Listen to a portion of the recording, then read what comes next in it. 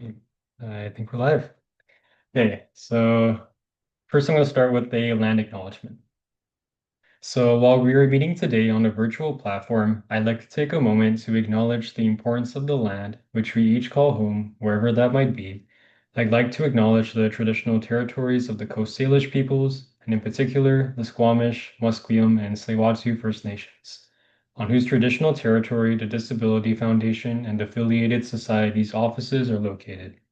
And we do this land acknowledgement to reaffirm our commitment and responsibility in improving relationships between nations and to improving our own understanding of local Indigenous peoples. And please join me in a moment of reflection.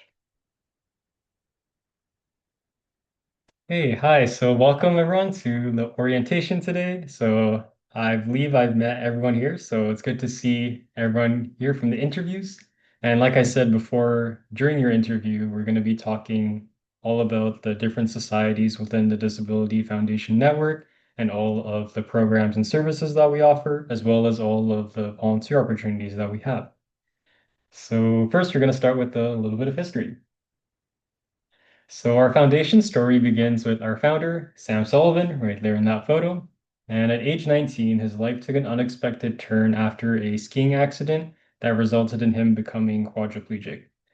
And the initial years were incredibly challenging for him and led him to a period of depression where he questioned his future and his ability to find meaningful work. And he even faced moments where he considered to end it all.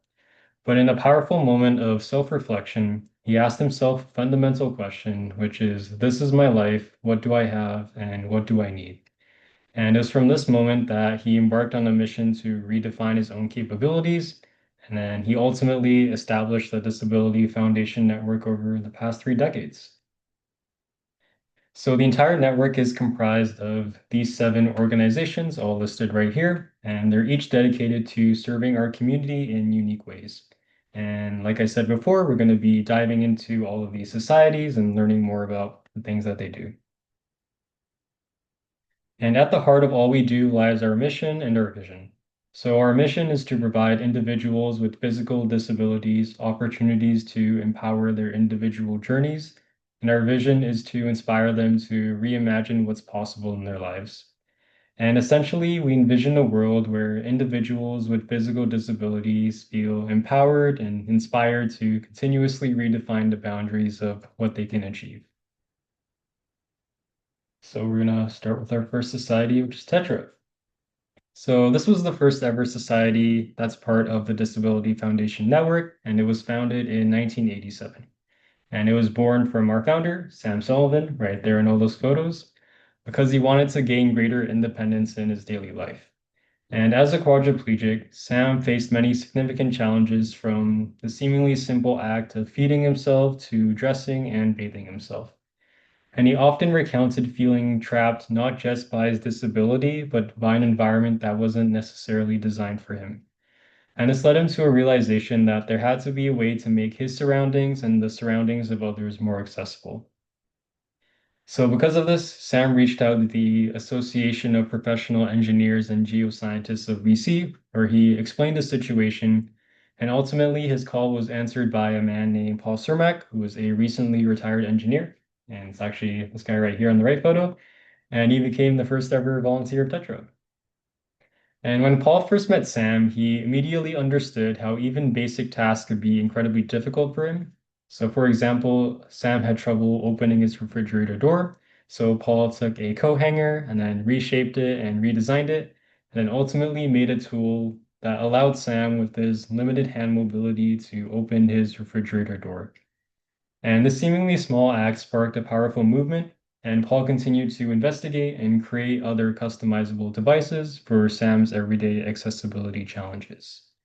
And this newfound sense of independence empowered Sam to achieve remarkable milestones, including completing his Bachelor of Business Administration degree, serving as the Vancouver mayor, and even as a member of the Legislative Assembly.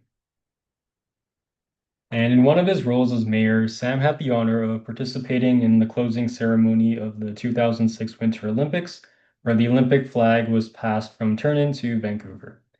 And a key ritual of this ceremony involves the host who will be hosting the next Olympics to wave the flag 8 times. And to make this possible for Sam, the flag was placed into a specially designed bracket. You can kind of see above his wheel right there in that photo. And then he skillfully swung his wheelchair back and forth 8 times to wave this flag. And this event resonated deeply with people all around the world, and Sam received countless letters from individuals who were inspired by his participation, with some even sharing that witnessing his actions as a quadriplegic had given them renewed hope. But what's particularly noteworthy for our story is the hero behind the scenes, who was a dedicated Tetra volunteer, and their role in customizing the bracket that securely held the flag.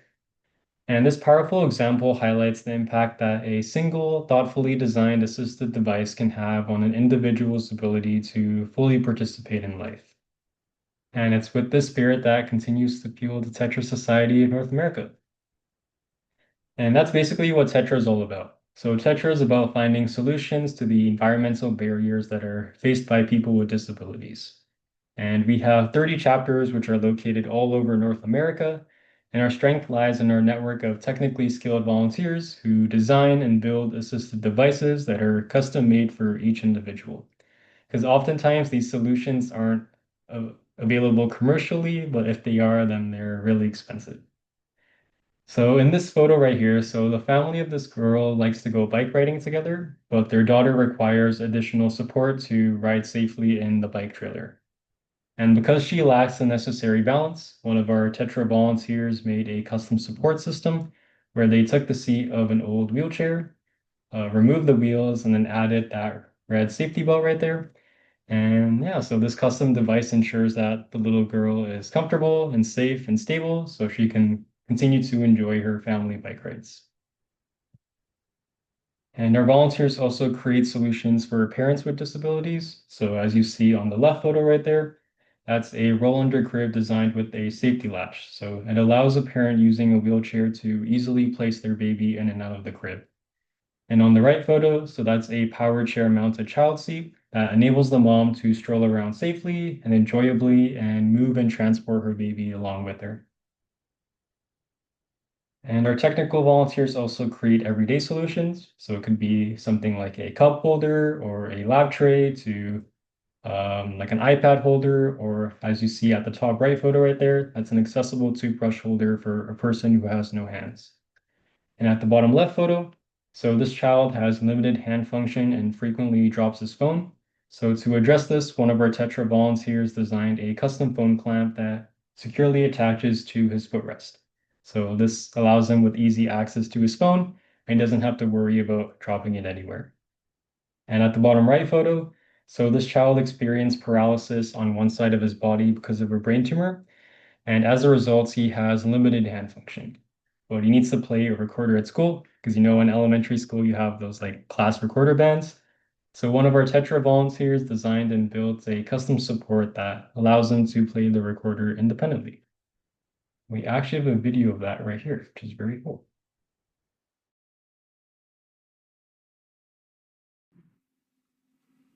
When I was 4, I had a brain tumor and it affected my left side. So when I was playing recorder in my music class, I couldn't fit in.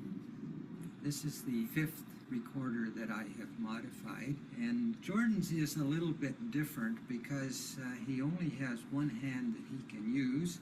So in recorders, if you want to play number 4, 5, or 6 down here, you also have to have 1, 2, and 3 closed. With Jordan, he could press down with his thumb, close the upper 3, and then play with 4, 5, and 6 down below with his one hand. This is just a support for him, and it's just a coat hanger, that's all. Greg, thank you very much for making me able to fit in with everybody else and be able to play. And I love this. I play it a lot and I have fun.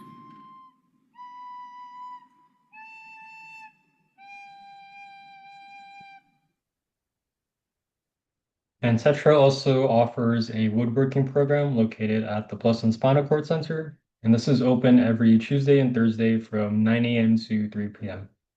And this is just an opportunity for both clients and volunteers to connect with each other and create things with each other. And our clients engage in building a variety of woodwork designs and devices. And our workshop is equipped with lots of customizable tools and accessible equipment, so people of all abilities can use the space. So if you're interested in volunteering for Tetra, then this is what we have. So you can be a technical volunteer. So these tend to be people who are like engineers or architects or designers. But as long as you're a handy person and you have the experience or skills to build and design customizable devices, then you can have you for that. You can also be a outreach volunteer. So it's a lot of like promoting Tetra and doing presentations and things like that. We also have people on admin and woodworking, and also healthcare professionals, so usually like OTs or PTs and kinesiologists. We also have volunteers on social media and communications, and fundraising and grant writing, because each chapter needs volunteers to fundraise their own funds for their Tetra projects. And then moving on to our next society, which is VAMS. So VAMS stands for the Vancouver Adaptive Music Society, and this was co-founded in 1988 by two musicians, one of which was Sam Sullivan, and the other is Dave Symington.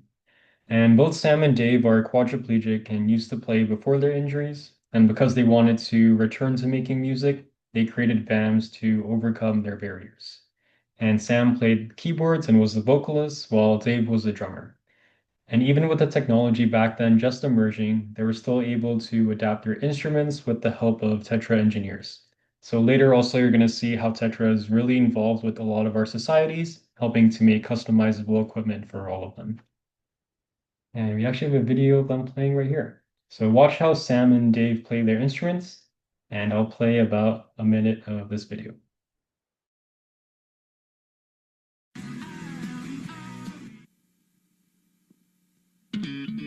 So how have you been since our last session?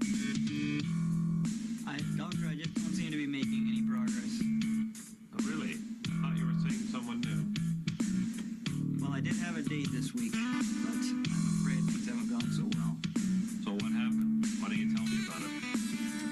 Oh, you're gonna love this one.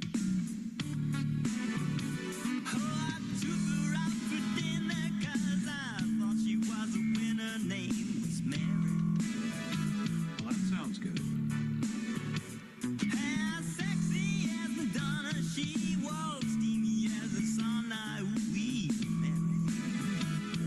So what's the problem?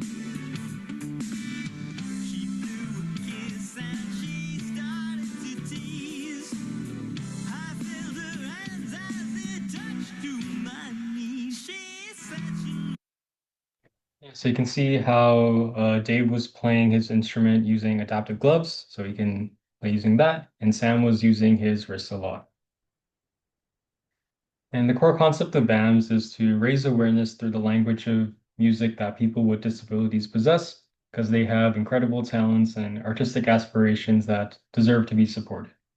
And to support these aspirations, BAMS operates a music studio within the GF Strong Rehabilitation Center, and that is right across the street from BC Children's Hospital. And at the center, they provide one-on-one lessons, either for new clients or returning clients. And the most commonly requested instruments are guitar and piano. So if you can teach that, then that would be great. And our focus is on empowering clients to pursue their musical dreams through the use of adapted instruments and technologies. So as you see on the left photo right there, so that's a client and an instructor using a adaptive keyboard setup designed for accessibility. And on the right photo, so this client isn't able to play the guitar against the stomach like you would normally see. So one of our Tetra volunteers customized this table attachment for his wheelchair, so he can put the guitar on the table and continue to play. And through VAMS, we also organize concert performances known as Strong X sessions. And these concerts showcase our VAMS musicians playing both their original compositions as well as cover songs. And we also have a mobile studio, so it makes it easy for us to perform pretty much anywhere. And during COVID, we shifted from live concert performances to our Strong X virtual series, where we record our artists playing music. And if you're interested in looking at that, then they are available on our YouTube channel. And our VAM studio also offers professional recording and music mixing services, so we can support our artists in bringing their creative visions to life. And VAMS also produces our Reimagined Radio program, where we feature 2 podcast series, one of which is our artist features, and the other are our Discover stories. And they share the inspiring stories and musical journeys of diverse artists within our community. And here you can see all of the artists that we have in our Artist Feature podcast series, where they share their inspiring stories and musical journeys. And if you are interested in looking at that, then they are also available on the VAMS YouTube channel. And our Discover stories share personal narratives from individuals with disabilities and offers insights into their lives or their involvement within our network of organizations. And VAMS also creates podcast stories on a wide range of topics, and these include discussions that are relevant to disability issues, as well as broader subjects that we believe will resonate with and engage our diverse subscriber base. And to kind of just sum everything up about VAMS, we have a VAMS summary video right here.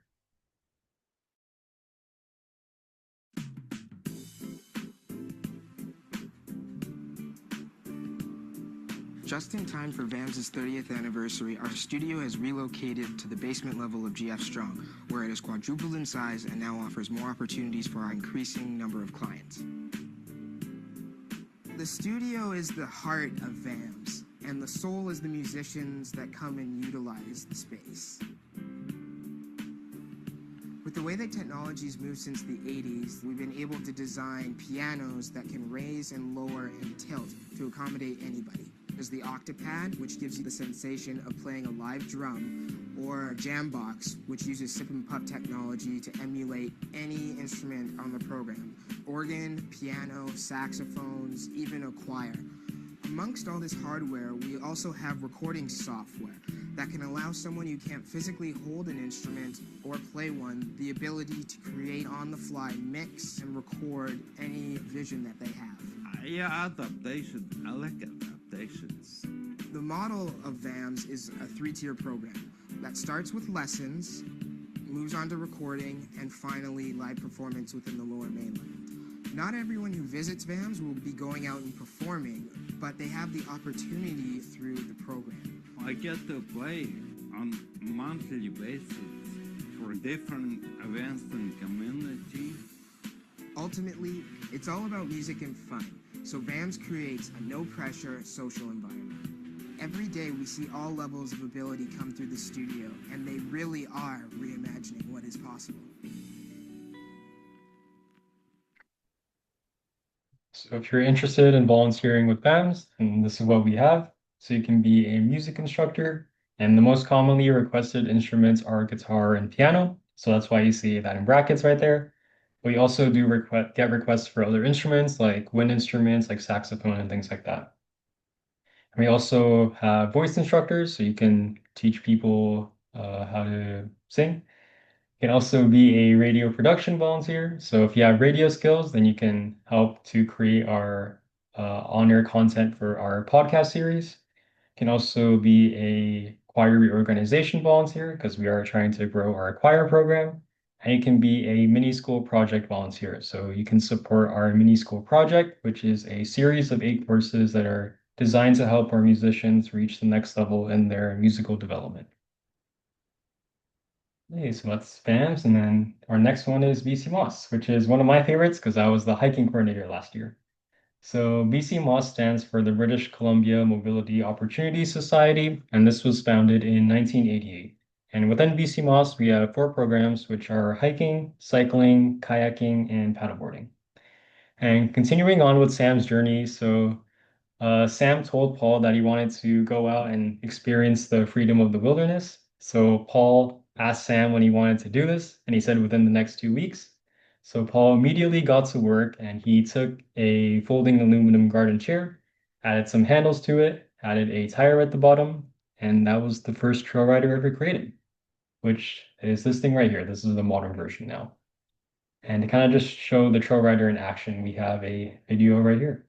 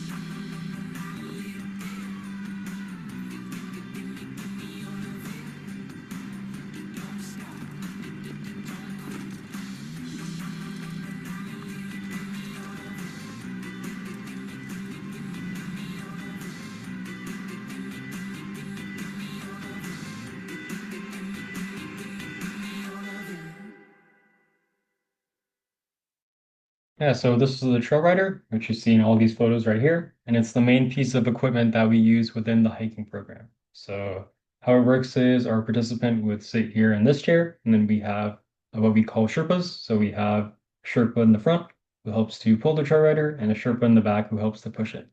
And the Sherpa is just a fancy way of saying you are going to push the trail rider, but we call them Sherpas. And as of right now, our hiking program runs from Wednesday to Sunday, with Wednesday, Thursday, Friday being hikes at Pacific Spirit Park, which is right beside UBC. And on weekends, we have what we call our destination hikes. So we go all over the Lower Mainline. So see, we have the list right here. So for example, we go out to Green Timbers in Surrey or fishing at Rice Lake. Um, Out in West Van for Lighthouse Park and Dog Mountain at Mount Seymour. So we go all over the place and it is really great, really fun. And it's also been to many cool other places like it's summited Mount Kilimanjaro 3 times. And it's also been to the base camp of Mount Everest, which is really neat. And for our weekday hikes, so they are an hour and a half long with an hour dedicated to the actual activity, but we have 15 minutes on either side to help with lift transfers and also as a buffer, just in case. And for our cycling program, so this began as a pilot project in 2021 for the clients of the GF Strong Rehabilitation Program. But then we got really good reviews out of it, and we opened it to the wider public in 2022. And cycling takes place at Pacific Spirit Park as well, with cycling open Mondays to Thursdays. With Mondays, we are starting our destination cycles. So that is something new we are starting this year. And so far, it's been going really great. So hopefully we can continue that next year. And for our Pacific Spirit Park cycles, so they are also an hour and a half long, with an hour dedicated to the actual activity and 15 minutes on either side for lift transfers and things like that. And also for our destination hikes and destination cycles, they are both 3 hours long, whatever destination they are. So within the cycling program, we have 2 types of bikes. So on the left, we have our recumbent bike, and on the right, we have our hand cycle. So right now we have 3 recumbent bikes and 1 hand cycle. And if you do go out and volunteer with cycling, then you can also try out the recumbent bikes on the left, which is really cool because they go super, super fast, and a lot of our clients like to take them super fast as well. And recently added last year was the grit chair. So this is kind of like a regular wheelchair, except it's adapted for the hiking trails. So you can see that they have this wheel in the front right here. And in the back, we have anti-tip bars. And how it works is the participant would sit in this chair right here, and they would pump the chair using these red handles right here. And we also usually always have someone in the back just because it is pretty difficult to steer, especially at Pacific Spirit Park where the ground isn't level. So we have someone in the back to help push and also steer as well. And then next up is our kayaking and paddleboarding program. So these are located at the Creekside Paddling Center, which is right beside Science World, as you see in this photo right here. And as of right now, kayaking is offered from Fridays to Tuesdays with well, they're all offered at the Creekside Paddling Center. And with the first kayak starting at 10 a.m. and then the last one, I believe it ends at around 4:30.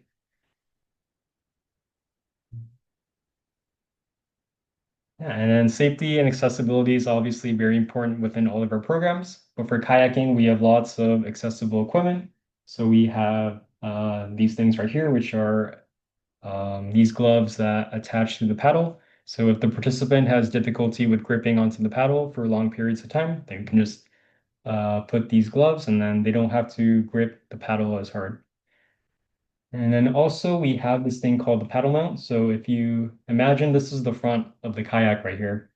So we have this thing that extends outward like that, and a paddle attaches to it. And so the participant doesn't have to hold the paddle the entire time, but rather it's just attached to the kayak. And we have a kayaking video right here and paddleboarding.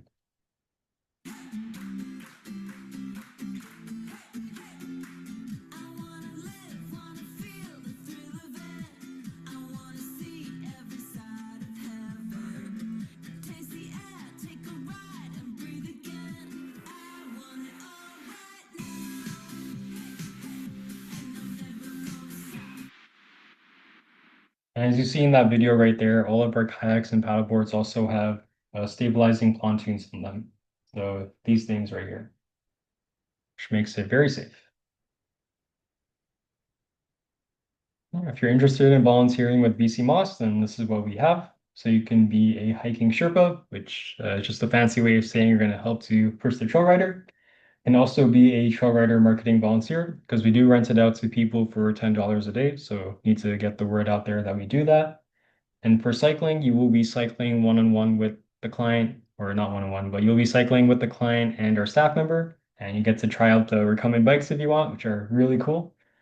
And for kayaking and paddleboarding, so you'll just be out on the water one-on-one with our client, but you will have radios and things like that, so you can always communicate with the staff who will be on land just in case anything does happen.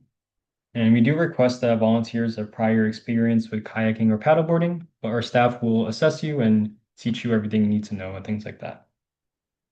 And you can also help out on the land and be a paddling land volunteer. So like welcoming clients, helping with the lift transfers, and launching and retrieving the kayaks and paddleboards. And you can also help with photography and videography and social media as well. So can really capture all the things that we do. And then our next one is ASABC. So ASABC stands for the Adaptive Sailing Association of BC, and it's exactly as it sounds. We just take people sailing. So our fleet consists of 8 specially designed Martin 16 sailboats that have all been specially engineered to be accessible for individuals with a wide range of abilities. And this allows individuals with even higher levels of disability, such as people who are quadriplegic, to go out sailing completely on their own. So we have this one right here, which we call the sip and puff control. So how it works is the person in the boat would blow into this thing right here and it steers the sailboat, which is really cool. And on the right, we have our joystick control. So you just move this stick right here, and then it moves the rudder in the back. We also have other adaptive controls. So we have a kind of like a joystick that we put right here where our arm is. So people can also use that as well. And each sailing session is held at the Jericho Sailing Center, and every year we host between 800 and 1,000 individual sailing experiences. And our participants range from those who are completely new to sailing to experienced racers who actively participate in like local regattas or even national competitions. And our program offers recreational sailing, instructional sailing, and solo sailing. We also have lots of other special events. So we have like Tuesday night race clubs. We also have regattas and kids' day events as well. And if you're interested in volunteering for sailing, then this is what we have. So you can be a sailing companion, but we do request volunteers to know how to sail beforehand, and our staff will assess you to make sure you know what you're doing, and also they'll teach you all the controls on our adaptive boats. Can also help on land as well, being land volunteer. So it's like launching or retrieving the boats, helping with lift transfers, cleaning and rigging the boats as well, and things like that. And you can also help with photography and social media. So same thing as BC Moss. And you can also help with marketing too. So you can promote Breeze, which is our boat donation program. So how it works is not volunteers, people will donate their boats to us, and then we remodify and redesign it. And then we sell the boats, and then the proceeds will go towards ASABC. And we have a sailing video right here.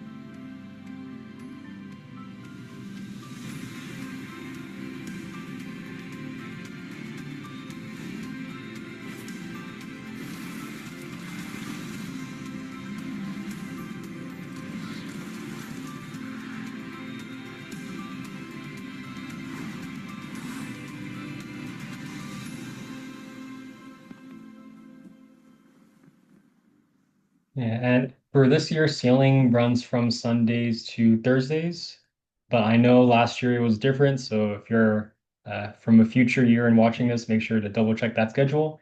And also in the past, kayaking and paddleboarding was 7 days a week. So if you're also from the future, then make a note of that as well and make sure to check the schedule. Yeah, so moving on to our next society, which is DIGA. So DIGA stands for the Disabled Independent Gardeners Association, and this was founded in 2003, but technically started in 1987 with a few founders. But in 2003, Sam Sullivan took over DIGA, and then it became part of the Disability Foundation Network. So DIGA is one of our other societies that works really closely with Tetra, and the technical volunteers from Tetra will help to make like customizable gardening tools for our clients. And our gardening season typically runs from March to October, depending on the weather. And a really big part of DIGA is our raised garden beds. So these are custom designed to address the height limitations and allow wheelchair users to access the garden beds at a comfortable level, so they don't have to get on the ground to garden. And like I said before, our Tetra volunteers help to create customizable gardening tools for our clients, as you see like this thing right here, so that they can plant and maintain and fully enjoy their gardens. And we also have DIGA volunteers who provide one-on-one assistance for our participants as they tend to their gardens. We also have lots of group gardening sessions as well. And in the past, DIGA hosted in-person gardening workshops at our community garden locations, and this was a good way to share information and knowledge with everyone. But then COVID-19 hit, so then we transitioned to delivering our workshops online. So lots of virtual workshops and webinars on a variety of gardening topics. And right now we are looking to host more in-person workshops. So right now we are hosting them about once or twice a year, so we can still have that valuable hands-on experience. And ultimately, DIGA offers a fun and fulfilling experience and connects you with a supportive social community where you can share your ideas and experiences. And there's a unique sense of relaxation and reward that comes from nurturing and caring for plants and flowers and vegetables. And as you see right here, these are all of our community gardens. And as of right now, we have 10. And if you're interested in volunteering with DIGA, then this is what we have. So you can be a community gardener and help to manage and maintain our community gardens at your preferred location and preferred time. We also have one-on-one assistance volunteers. So those volunteers will provide direct support to our participants as they engage in gardening activities. We also have virtual content researchers. So you can research gardening topics for our virtual workshops and webinars. And we have workshop facilitators. So you can help us to run the gardening workshops. And like all the other programs, we also have photography and videography and social media as well. So really see and show everyone the things that we do. And our next one is Connectra. So this was founded in 1999 and serves as our connecting agency. So we link individuals with disabilities to a wide range of organizations and agencies and all of their activities and programs. And they're the central resource for discovering what's out there in the community. And their primary goal is to empower people with disabilities to be as socially active and involved as possible through leisure pursuits, employment opportunities, training programs, and more. And a really big part of Connectra is our Abilities Expo event, which we host once a year. And it's basically like a club fair, so everyone has a booth and then sets up their own booth, and then people can just walk around and interact with the booth people. And every year we host it either late May or early June. So this year we hosted it on Monday, June 9th. So if you are interested in volunteering for Abilities Expo, then you will have to wait till late May or early June for whatever year you are watching this. And we also organize impactful job fairs. So we connect job seekers with disabilities to a diverse range of employers and companies and government and nonprofit agencies like WorkBC, Neil Squire Foundation, and more. And they also offer valuable workshops on various topics that are designed to be helpful and empowering for the community. And Connectra has had a history of offering in-person workshops like DIGA, then COVID-19 hit. So then we shifted to virtual engagement and created the Connect Together platform. And this is the main hub that we use for all of our virtual offerings, including diverse leisure options, engaging workshops, informative webinars, and easily accessible resources.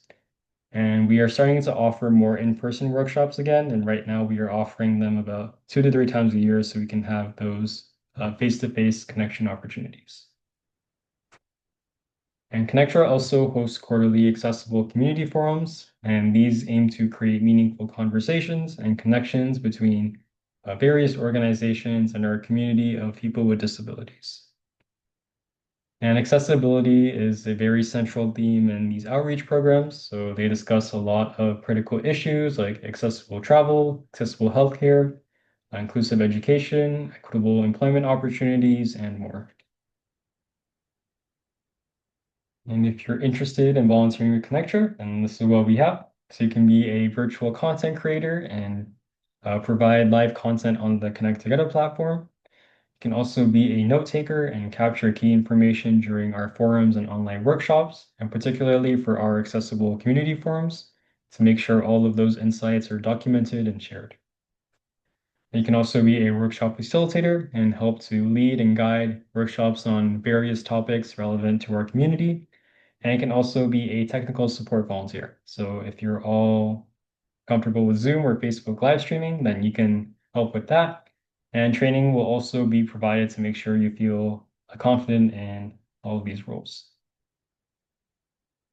And our last society is the Disability Foundation. So this was founded in June 1996, and it initially began as the Reach Disability Foundation, but in 2001, we changed our name to the Sam Sullivan Disability Foundation.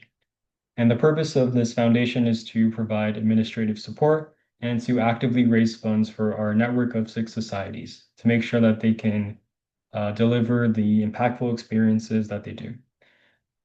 And if you're interested in volunteering with the Disability Foundation, then this is all that we have. So you can help with social media and communications, just like all of our other programs. So you'll be going out to our programs, photos and videos, and also helping to profile write as well. And can also help with fundraising and grant writing, so securing funds for our network of 6 societies. And can also help with general administrative tasks and data entry as well. So helping like with event preparation, running errands, helping out in the office, and outreach as well. And you can also help on the volunteer management side of things too. So you can be a profile writer. So every month we feature a volunteer in our monthly newsletter. So we have a volunteer who writes about another volunteer to feature them in the volunteer newsletter. So you can help with that if you want. And you can also be a volunteer assistant, so managing our volunteer database and helping with other essential tasks as well. You can also be a volunteer partnership program assistant and help us to build and maintain strong relationships with all of our volunteer partners.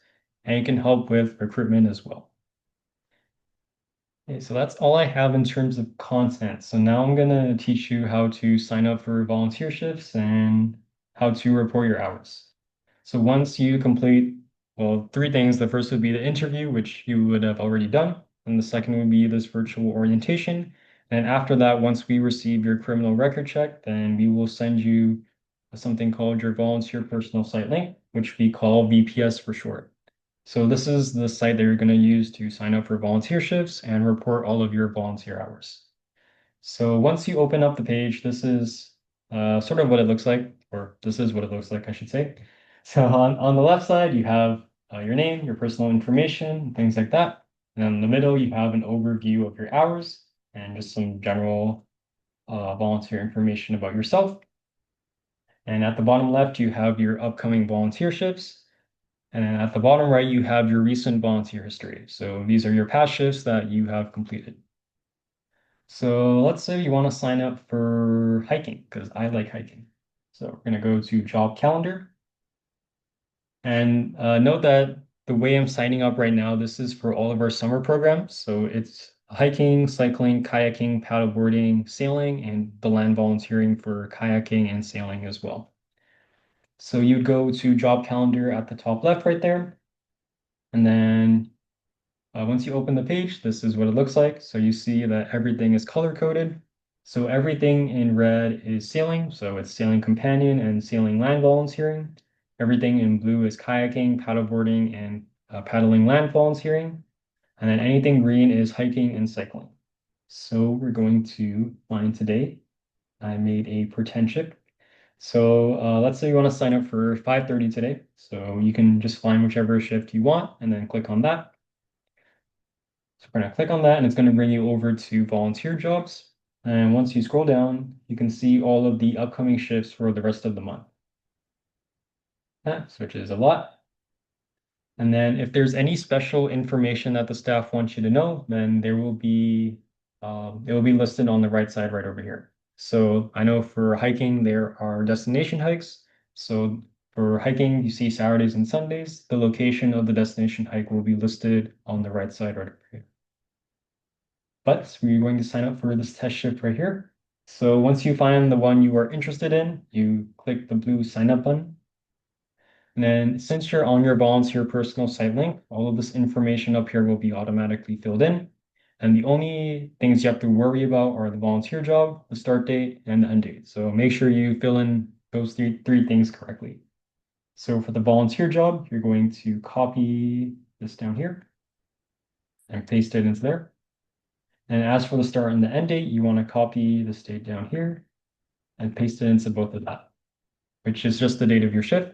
And it happens to be today's date, that's why it's the same as this, but just for good practice, you should copy and paste from down there for the start and the end date. And the volunteer job, it's the big long title down there. And then you click sign up. You wait for that to go through. And it'll say thank you for signing up to volunteer. Close that. And if you go back to view your information and you scroll down, and you'll see this is the ship that we just signed up for right there. And also you will be receiving an email just saying that your shift is confirmed for your specific volunteer job and the date and the time as well. And then if you ever want to cancel, you can click this red button down here, right underneath cancel. Click that, click OK. And then if you scroll down again, then you'll see it has disappeared from your upcoming volunteer shifts because you canceled it. And also if you go to your mail, and you will see that your shift has been canceled right there. So date and time. And this is the hiking shift that I initially signed up for, which says it confirms. And then after you cancel, it'll say cancel. That's that. And then that's how you sign up for our summer programs. But for our other programs like DIGA, BAMS, Connectra, Disability Foundation, Tetra, sorry, not Tetra. So Tetra is a little different. So if you are a technical volunteer for Tetra, and how it works is you just record your hours as you volunteer, and then you don't input it anywhere, but you only tell your chapter coordinator at the end of your project. So once your project is completed, then you just let your chapter coordinator know, and then they'll input it into the system for you. So you don't have to do anything else on your end. But for our other societies, then the way you sign up or report your hours is a little different because there aren't any set volunteer shifts for them. So we're going to go to volunteer jobs. And let's say we want to report hours for DIGA. Let's say like we volunteer today for 2 hours at the GF Stronggarder. So we're going to go to volunteer jobs and you're going to scroll down until you find DIGA somewhere down here. There we go. You see DIGA Community Gardening. So that's the one that we want to report hours for. And if you're going to report hours for the first time, then you have to click sign up down here just so the system knows that you are enrolled in the DIGA program. So you want to click sign up. And since you're on your VPS, this is all filled in correctly. And then for the volunteer job, you copy and paste this big long title down here. Copy that, paste in there. And as for the start and the end date, let's say we volunteer today, so we're just going to put today's date and click sign up. And there we go. So it says thank you for signing up to volunteer, but that's not how you report your hours. So the first time you do that, you just have to sign up that way just so the system knows you are volunteering for DIGA. And after that, you have to go to report hours. So you don't have to sign up anymore after that. You just have to do that the first time. And under report hours, you're going to go to volunteer job and then click Diga. And start and end date. So we said it was today for hours worked, which is 2. And for comments, you can just put anything, but I guess for Diga, you can just put the garden that you worked at. So GS strong art. Go. And then once that's done, you click submit. And then it'll say thank you for reporting your volunteer hours. And if you go back to view your information and you scroll down, then you'll see that under your recent volunteer history, you're going to have Diga appear under there with the number of hours that you volunteered for. So don't worry if you forgot everything I just said. So once we send you your VPS link, you will also receive a PDF with instructions on how to sign up for shifts, which will cover everything I just said. So no worries if you forgot. And yeah, so that is going to be all in writing. And it's going to be in the same email when we send you your VPS link. So it'll be attached together. And then there is another way to sign up for volunteerships. So if you go to our website, so let's say bcmos.org, then you go under menu, like under volunteer, go to volunteer calendar. And then if you scroll down, you're going to see this is the exact same volunteer calendar that you see on your VPS link. So let's say you want to sign up for hiking 5:30 again, click that. And then once you click it, it'll bring you over to volunteer jobs. And you can scroll down and we're going to sign up for the test shift. And the only downside with signing up on the website is that this information up here isn't automatically filled in. And once you do fill it in, it has to be exactly as you inputted it when you first signed up to be a volunteer. So everything has to be exactly the same. And so because of that, we don't recommend volunteers to sign up on the website just because it might not go through properly. But what I like to use the website for is just looking at upcoming volunteer shifts. So let's say I'm free, like, I don't know, on the 16th, and then I want to see what upcoming volunteer shifts there are. And let's say like I'm on my phone, I'm out right now, and I don't have my VPS link handy. And I can just open the website, look at all the upcoming volunteer shifts that are available on the day I want to volunteer, and then just make a mental note. And then once I go back to my laptop, then I can sign up for the shifts using my VPS link. So it's just a good way to, I guess, plan if you don't have your VPS link handy. So yeah, so that is all I have for the orientation today. So thank you for watching me talk for an hour, and hopefully you will enjoy your time out there with your volunteering. Thank you. Wait, that was the wrong one.